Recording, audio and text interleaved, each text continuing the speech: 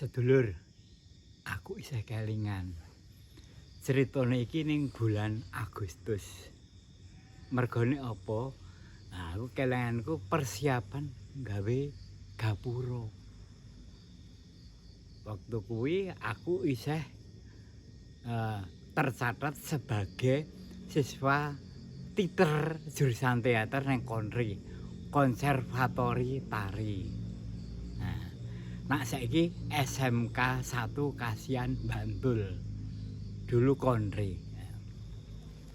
Mergo aku kos ning kiwa tengene kono, aku ikut berpartisipasi gotong royong.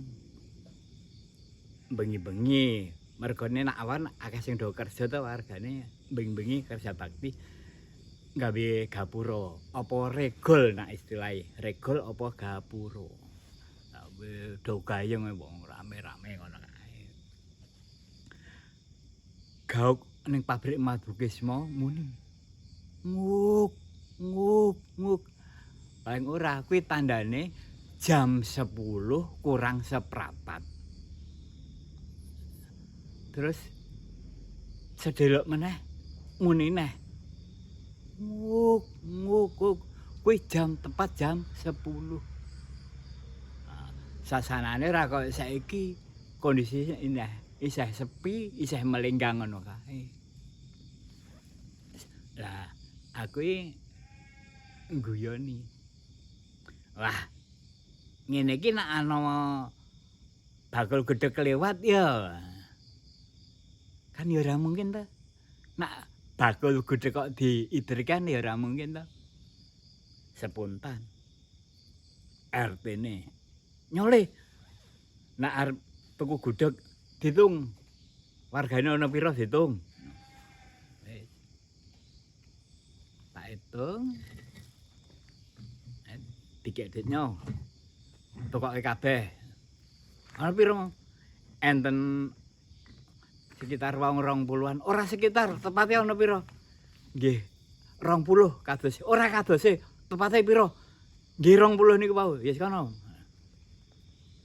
Aku langsung nyandak nyilih sepedane salah satu warga.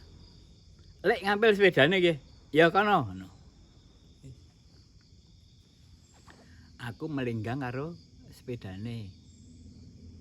Arah ngalor. Pikirku ning lor perapatan Taman Sari, golek gedheke ning kono. Wis kono. Bugisan kae rung ana bangjone. Perapatan Bugisan rung ana banjone. Isih sepi kondisine. Isih melenggang banget tak baleni meneh. Aku ngepit unta ae, pit unta. Nenggok nengen ning perapatan Patangmulan nenggok nengen. Kono ana wong wedok, ora wong meneh tapi budhe-budhe wedok mlaku. Nah aku tak mat-matke. Arep ngetan le. Nggih, Dik. Mbok tak bonceng. Aku mandeg. Mak jeglik ngono ki wis. Aku meneng wae, aku meneng kon ya meneng. Kudune nak ning perapatan Taman Sari kan garek ngetan terus ngiwa wis tekan. Lah kok rumangsaku mak jeglek mau ki budhe membonceng. Blas. Aku kayak di antara sadar dan tidak sadar ki wis liwat ngendi-ngendi ngono ae. Dalane ana sing mung kiwa tengene mung wit ringen kabeh atur ringen. Terus ana beteng-beteng, ngendi-ngendi mung beteng kabeh. Terus sempat juga si Budi Mas, "Le, mbok sabukmu ki kok copot le meden-medeni." Lah, akan mergo sesuk arep main teater to ning panggunge sing rencana cedak gapurane mau. Nah, istilahnya kan pakaiane kostume mau tak nggo gawe-gawean. Awal-awale bermain teater kan ngerti dhewe to jenengan. Ya kros aku mak tak gaeke ngono. Aku meneh rumangsaku aduh banget. Aku pikir-pikir yo sadar. Aku sadar nak perapatan Taman Sari wis ngarepe ngiwo. Ning rumah saku kok isih aduh banget. Ya tur aku ora kabotan untuk boncengi budhe mau. Aku set set set bandang aku iki kaya jeglongan ngambah ril. Lah,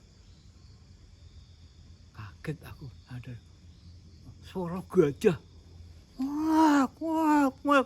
Suara kewan-kewan sing pateng brengok kae. Bingung. Kok wis padang. Aku ndelok kiwa tengene, aku wis mendhe ning watu sing gedhe. Ora ngerti yo. Jebule aku wis ning gone ngisore kretek sing sak lore Gembira Loka.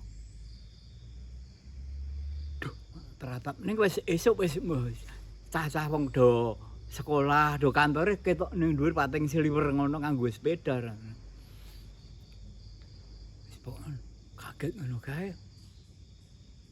Aku terus njaluk tulung, bengak-bengok njaluk tulung. Wah, gawe layatan wong akeh medhok ngono kae, ngasih polisi barang wis teko. Baline aku diterke mobil patroli polisi.